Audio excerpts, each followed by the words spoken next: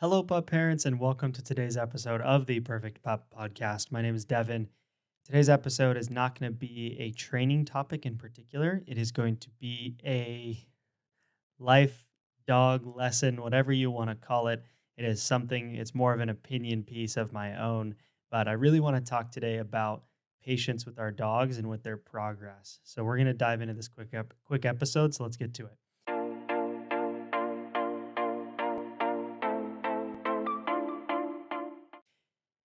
If you're anything like me, there are probably way too many instances in which you are not patient enough with your dog. And I want to talk about what that means and like why it's important to be patient with our dogs. Let me give you a quick background, quick story.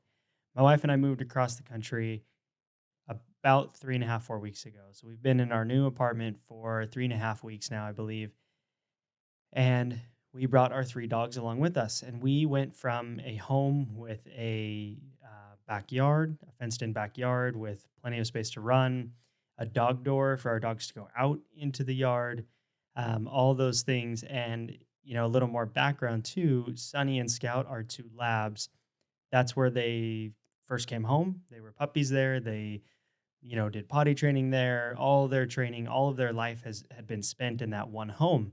And then we just moved across the country and we went from a home with a yard to an apartment with a terrace, which is great. It's helped with the transition. But with the terrace, no yard, no dog door yet. A whole life switch for our dogs, right? Obviously for us too, but that's not the point of this topic of this podcast. Um, so for our dogs, we were, one of our biggest focuses when we got out here was we've got to get them comfortable. We've got to get them used to, especially the potty side of things, right? Like they need to know where they can go.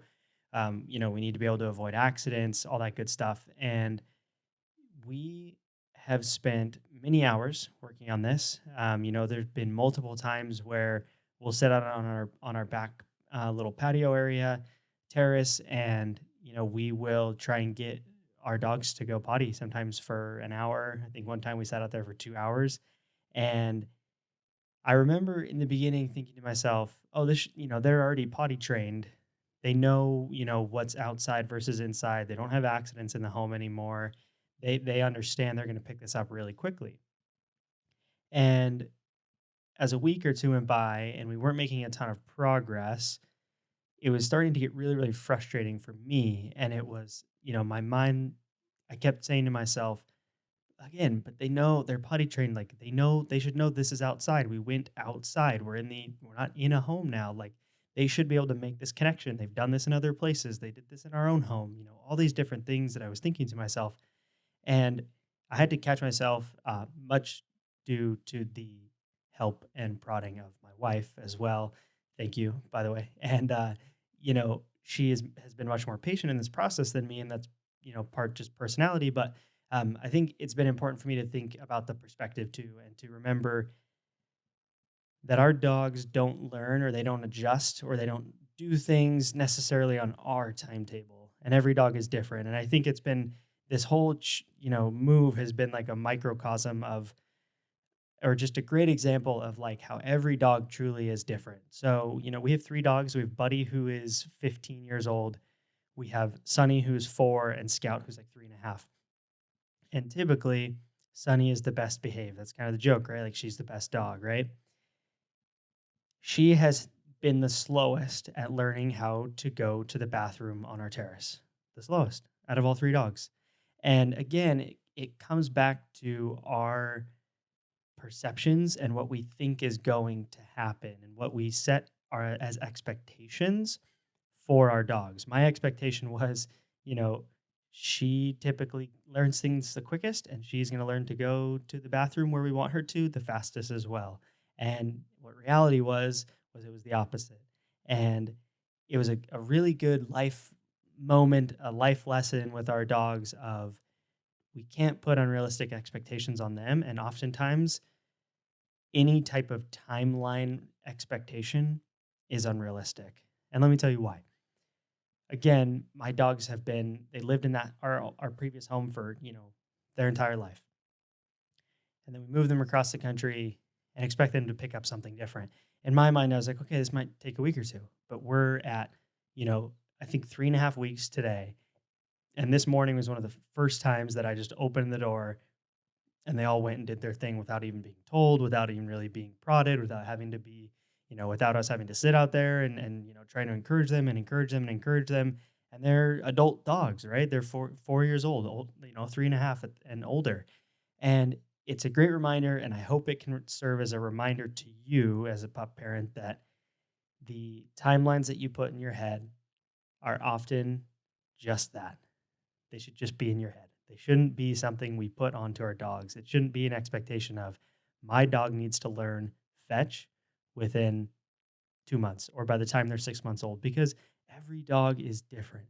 And just to drive that point home a little bit further, with this transition and us moving, one of our dogs, Scout, has been doing really, really well with just like kind of going potty wherever, like wherever she needs to, and being a little bit more like flexible in that sense. And we totally expected it to be the opposite. We expected it to be sunny. And Buddy has started developing some separation anxiety, something we didn't expect.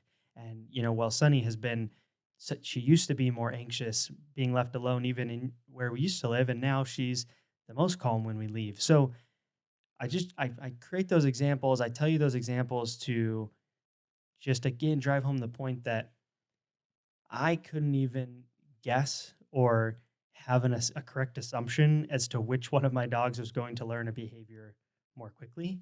And that's with, having almost 4 years of training them under my belt and being with them and being their pup parent. And so, especially if you have a new puppy, you can't expect that you're going to have a timeline of my dog is going to learn this by X amount of days, or we're going to practice this behavior for X amount of time. And by X day, they're going to get it. It doesn't work like that. And that's the point that I want you to take home is that we need to be patient with our dogs and we need to understand that most times I'm not I'm not saying we don't need to do the work. I'm not saying that, it doesn't involve the practice and the training sessions and, having the right training tools and doing the things that are necessary and following correct methods for training our dogs. All of those things are important. You can't just not do those, but we can't get into the mental trap as pup parents of this is frustrating, this isn't working because it didn't happen on my own timeline. Every dog learns differently, just like every person learns differently. Like I said, this is a little bit of a different episode today. It's more of like an opinion piece, but I just want to drive that point home for you, especially if you have a new puppy or you have a challenging behavior that you're really struggling with right now. Know that it's going to happen according to your dog's basically according to your dog. I think you can put in the work and put in the effort that is going to help increase the speed at which your dog might learn a new behavior or, overcome a certain problem behavior. There's definitely that whole effort, input equals output, but there is the caveat and there is the outlier, the wild card of every dog has a personality and they're just going to learn things at a different pace. So my thought to you as a pup parent or my plea to you is to learn from my own experience and not let your own timelines for your dog's behavior get in the way of number one, looking at the successes that are happening, and number two, letting yourself get too frustrated with your dog. Because when you get frustrated, neither you or the dog, it's pointless. There's no learning that's going to happen. Nothing good is going to occur. Only negatives, only problems. So be patient with your dog. When you feel yourself getting frustrated and thinking, why haven't they learned this yet? Or why are they still biting? Or why are they still having accidents in the home? Take a look at the methods you're doing, but then take a step back and say, am I creating an unrealistic timeline in my own head? And you will often find that you likely are creating unrealistic timelines in your own head for your dog. So that is my opinion piece today.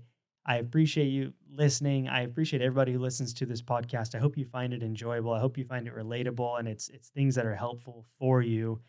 Please continue to leave reviews, especially on Apple Podcasts. I read all of those. I try to, take all of the information that is given in reviews and internalize them and create better episodes. So Please leave a review. If you want to reach out, you can email hello@pupford.com. But other than that, we will catch you on the next episode.